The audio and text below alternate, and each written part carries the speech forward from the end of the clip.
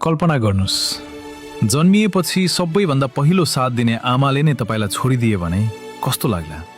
जापानको चिबा प्रिफेक्चरमा जन्मिएको सानो बाँदरको बच्चा पन्छी जुलाईमा जन्मिएको केही समयमै उसको आमाले उसलाई त्यागिदिएछन्। ऊ एक्लो भयो।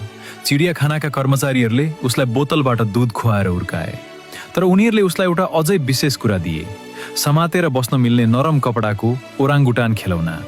पञ्चले त्यो खेलौनालाई कसिएर समात्यो। त्यही नै उसको आमा जस्तै बन्यो, त्यही नै उसको सहारा बन्यो। जनवरी 19मा उसलाई बाँदरहरूको समूहमा फर्काइयो, तर सबैले उसलाई सजिलै स्वीकारेनन्। धेरै पटक ऊ एक्लै बसिरहेको देखिन्थ्यो, अझै पनि त्यो खेलौना अँगालेर।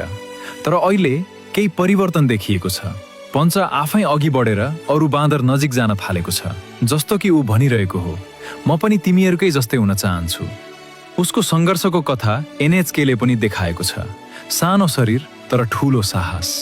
पन्छीले अझै समातेर बसेको छ, केवल एउटा खेलौना होइन, आफ्नो आशा।